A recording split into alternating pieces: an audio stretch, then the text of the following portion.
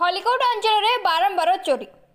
खलिकोट थाना अंतर्गत पथरा ग्राम खंडरापड़ा साहिर पुष्पांजलि टहल निज घरे चाबी पकई निज भौणी घर को शोवाई जाइथिबा बेले सकाळु घर को आसी देखिबा बेलकु चोर घर ताला भांगी घरे थिबा नगद टंका एवं सुना और रूपा अलंकार दुर्बृत्त चोरी करी नेइथिबा देखिबाकु पाइथिले। एही कथा को नहीं तांको स्वामी दनार्दन टहल गत 16/8/24 रे खलिकोट थाना रे अभियोग करथिले। तांका अभियोग को भित्ति करी खलिकोट थाना अधिकारी केस नंबर 667/2024 रे केस रुजु करी भेजीपुर फांडी अधिकारी श्री देवाशीष मिश्र तदंत भार देइथिले।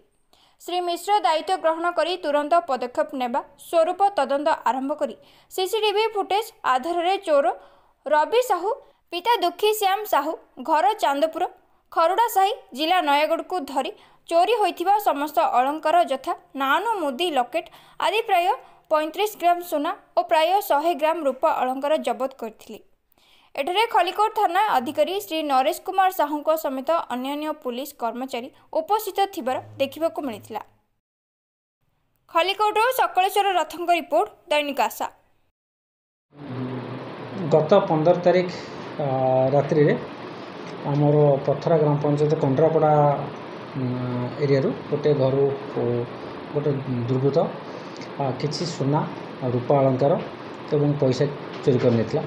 ए संबंध में काली थाना रे कंप्लेनेंट रिपोर्ट देवा पर आम थाना रे केस नंबर 667 डेटेड 16/6/2024 रे केस रुजु होता। केस तदंत भार आमर भेजीपुर फांडी अधिकारी देवाशीष मिश्र नेथिले। काली रिपोर्ट पर तदंत आरंभ करते तदंतरू से किसी सुराग पाई जनक घरे चढ़ऊ करते। से चढ़ऊ समय समस्त स्वर्ण अलंकार रूपा अलंकार एवं कैश सबू जबत करते। साक्षी मान उपस्थित रे से समस्त जिनस से नहीं देखा एवं कंप्लेनेंट तार जिनस चिन्हीला। ये केस रे समस्त चोरी होता समस्त सोना रूपा एवं कैश आम रिकवरी पाखापाखि केते सुना केते रूपा रिकवरी होची केते टंका रिकवरी सुना आमर रिकवरी होची 35 ग्राम और रूपा 110 ग्राम एवं कैश आमर रिकवरी होची 12,000 टଙ୍କା। तापरे इनक्वारी चली आम पाइले आम जन।